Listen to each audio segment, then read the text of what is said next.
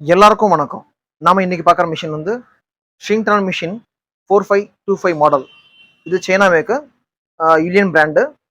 இது மிஷின் வந்து உள்ளக்குது. நாங்க மிஷின் டிரான்ஸ்போர்ட்டுக்கு அனுப்புறதுக்கு இந்த மாதிரி பேலட்ல போட்டு அனுப்பிச்சு விடுவோம். இந்த மாதிரி பேலட் பாக்ஸ். உங்களுக்கு மிஷின் வரும்போது இப்படி தான் வரும்.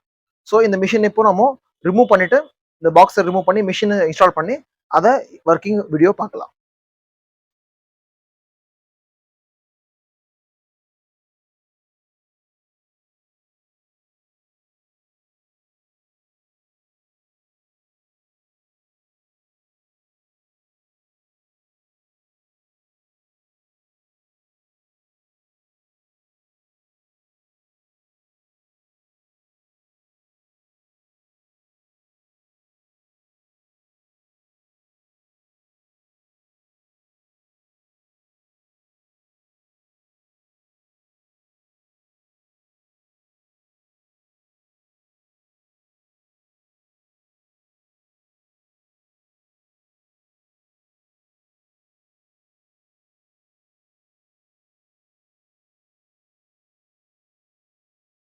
ஸோ பாருங்க, இலியன் மிஷின்லேன்னு சொல்லிட்டு அந்த சீரியல் நம்பர், அப்புறமா திருப்பி மாடல் நம்பர், வோல்டேஜ் எல்லாமே உங்களுக்கு இதில் போட்டிருப்பாங்க. பாருங்க, மேட் இன் சைனான்னு இருக்குது.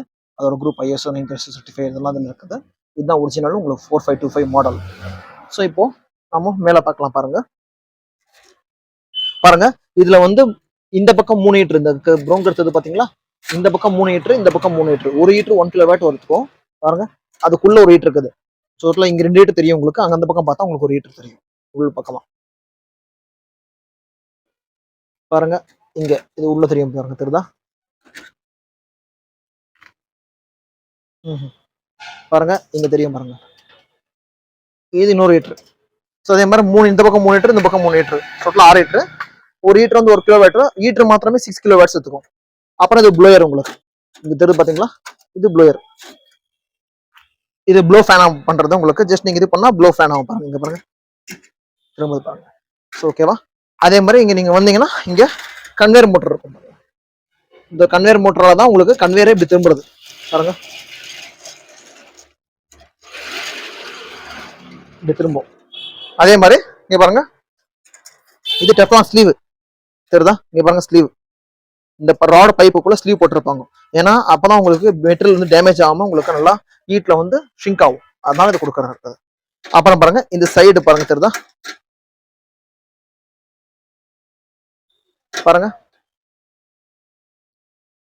இது சைடு சைடு என்னத்துக்குன்னா, இது இப்போ நம்ம அந்த டனல் மேல அந்த இது சேம்பர் மேல போடுவோம். அது மேல அந்த டோர் போடும்போது என்ன ஆகும்னா, ஹைட் இருந்துச்சுன்னா பொருள், அப்போ உங்களுக்கு இந்த ஏர் சர்க்குலேட் ஆகிறதுக்கோசம் இந்த கொடுத்துக்கிறாங்க. நீங்க ஐட்டம் தகுந்த மாதிரி ஏர் சர்க்குலேட் பண்ணிக்க முடியும். பண்ணிட்டு அங்க லாக் பண்ணா லாக் ஆயிடும். அவ்வளவுதான்.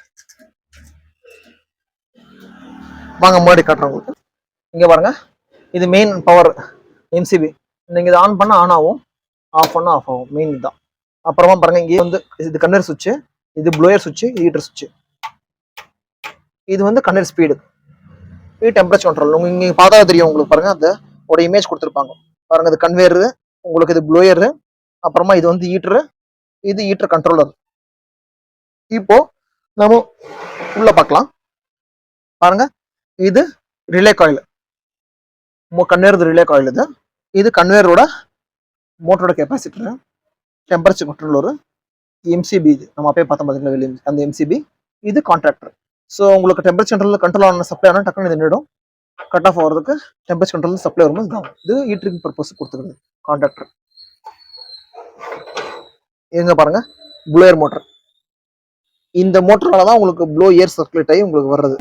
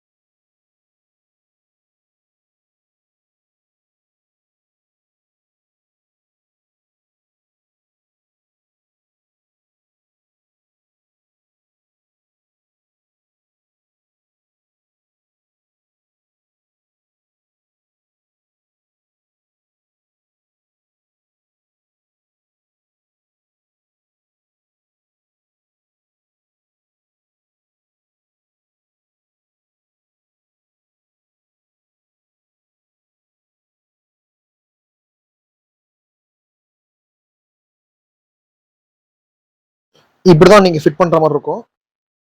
உங்களுக்கு இந்த வீடியோ பிடிச்சிருந்துச்சுன்னா லைக் பண்ணுங்க, ஷேர் பண்ணுங்க, அப்படியே சப்ஸ்கிரைப் பண்ணுங்க. மறக்காம பெல் ஐக்கான் கிளிக் பண்ணீங்கன்னா அப்பதான் நம்ம போடுற எல்லா வீடியோவும் வந்து சேரும். இப்போ நீங்க பார்த்து ஃபிட்டிங் வீடியோ, நெக்ஸ்ட் நான் வந்து உங்களுக்கு ஒர்க்கிங் வீடியோ போடுறேன். தேங்க்ஸ். நன்றி.